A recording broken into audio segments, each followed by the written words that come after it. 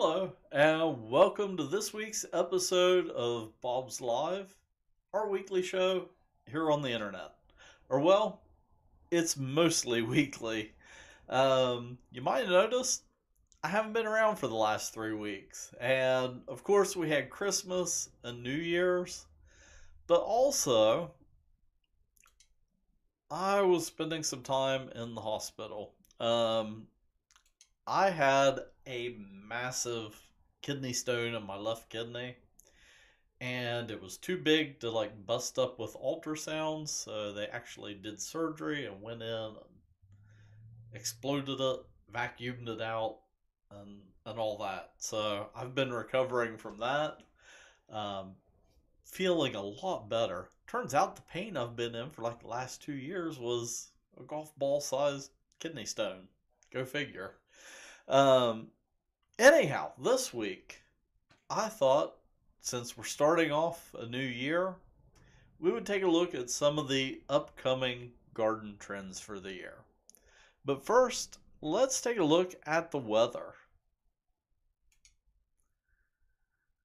So, right now, it is a balmy 27 degrees outside, and it is going to get stinking cold tonight. It's going to drop down to 5 tonight.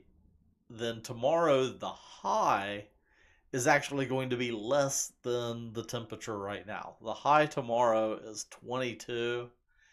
The low is 2. So, yeah, it's cold.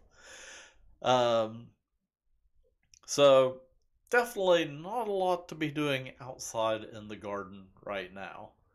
One thing that you can do right now this time of year is garden planning.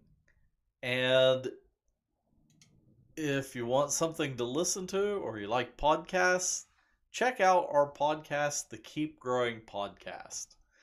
So during the growing season, we do the podcast weekly and cover gardening tasks for that week. Right now, not really gardening weather. So, what we're doing is a once monthly uh, episode that covers things that you can be doing right now to get ready for gardening season. So, of course, something you can do this time of year is plan out your garden for the year ahead, start ordering seeds, and, just kind of let your imagination run wild for the year ahead. So, in this month's episode of the Keep Growing podcast, I cover some basics of garden planning. And for me, it starts off. Oh, here we go. It starts off with my notebook. Um, hey, I can actually see it. I held it up and I thought, it's green. It's going to disappear on the green screen. But yeah, I use a planner that I keep my notes in for virtually everything. So my garden plan for the year always starts off in my notebook, and then I'm the IT guy here, so I have spreadsheets that I actually use to organize my garden in the summertime. So that's all stuff that you could be doing right now. But also, there's garden trends. There's always garden trends. And a big trend this year kind of takes us across the pond to the English countryside. And old style, kind of lived in gardens is what's in style right now. And the great thing about it is that style of gardening is a timeless style. So things like hedgerows, uh, let me jump to the next slide, antique terracotta pots. All of those are really hot right now, and I'll jump back to the terracotta picture here later because it also ties into another garden trend this year. Um, But English style countryside gardens is a big trend, and kind of a trend within a trend is hedgerows and living fences. And it's for a couple practical reasons. One is it increases the biodiversity of your property, by adding in bushes and shrubs and trees, like if you're doing like an arborvitae that gets kind of tall, that attracts wildlife and helps the biodiversity of your landscape. Also, uh, planting plants that will grow into a fence, believe it or not, with the price of lumber the way it is, it's actually cheaper to plant a hedgerow or a living fence than build a fence of the same length. Um, so yeah, that is the kind of trend within a trend right now. Um, and I kind of laughed this year when I was doing research on garden trends and the idea of like English countryside and kind of uh, those style of gardens came up because my wife is kind of obsessed with British fashion and gardening. And it's actually what got her interested in gardening. Because some of the people that she follows on YouTube have just spectacular gardens.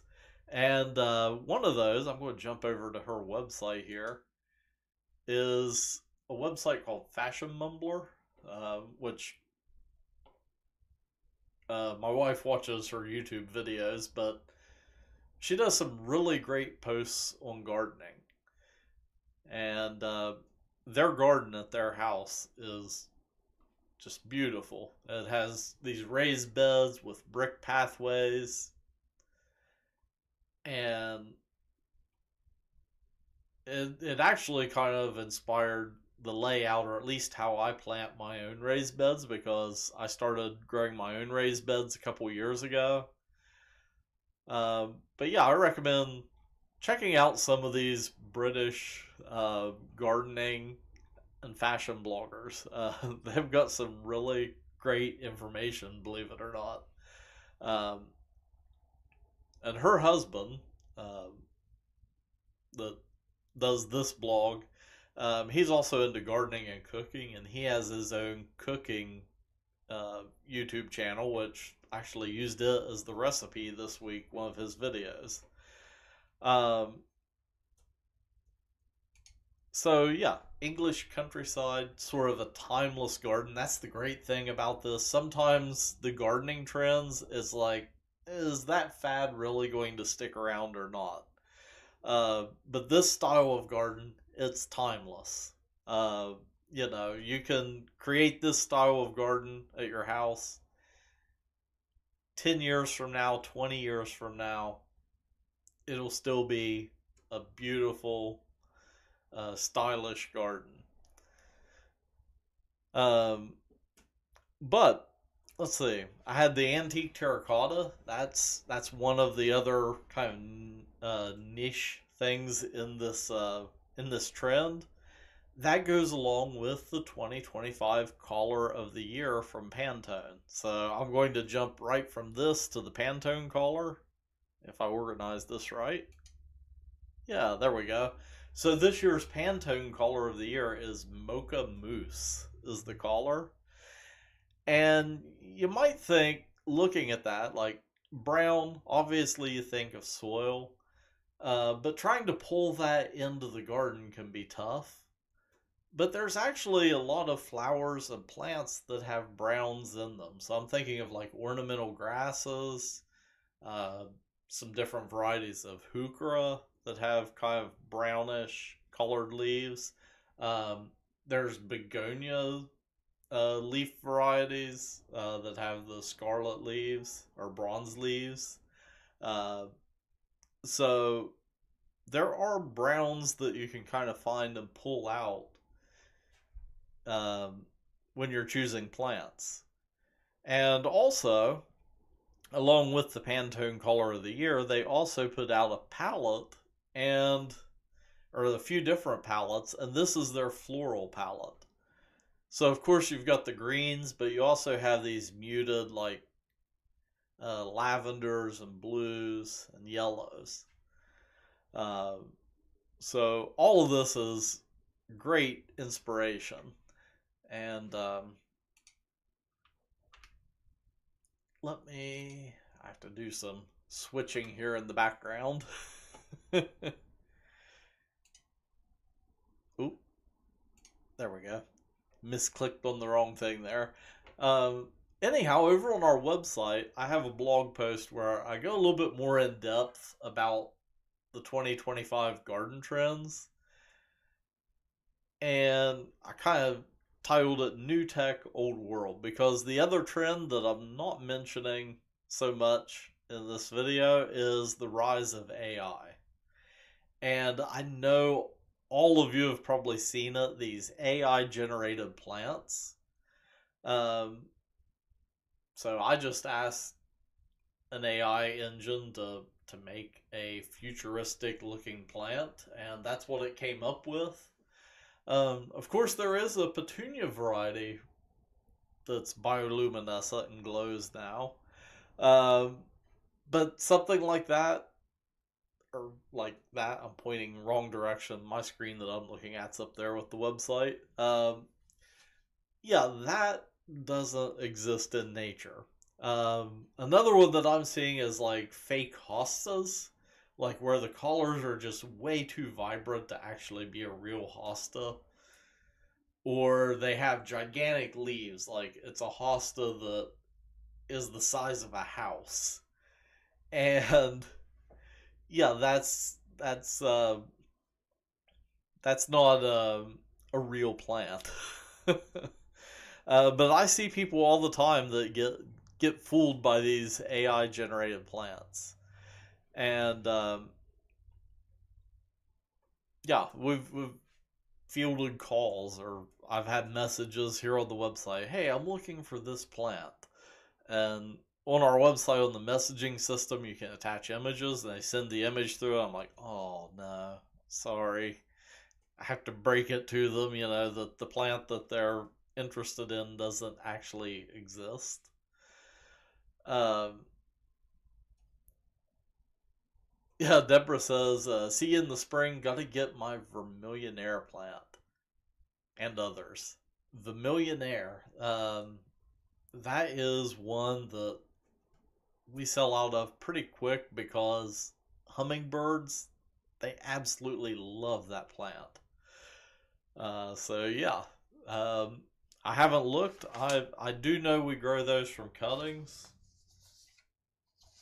and I actually have 3 pages here of cuttings on my desk that I am printing because right now we are starting to plant cuttings for both 4.5 inch pots, like the Vermillionaire comes in. But these that I have in my hand are actually for the big combo baskets that we do. So these are Durabella varieties, and then also Calibrachoas that we're going to be growing. So that's one of my other jobs other than doing videos, is printing up labels for those. And well, let me jump back to the main camera here. That is a quick look at the 2025 garden trends. And of course, head over to our website where I go a little bit more in depth about it. Another one that I didn't mention in the main slideshow today because I wanted to focus on sort of the overall garden trend and then also the color of the year. But another one is podcasts and, more importantly, playlists. Um, our podcast, the Keep Growing Podcast, let me jump back to the screen here. It is hosted on Spotify. And a cool thing with Spotify, to post it, we have our own Spotify account. So I can create playlists for Bob's Market.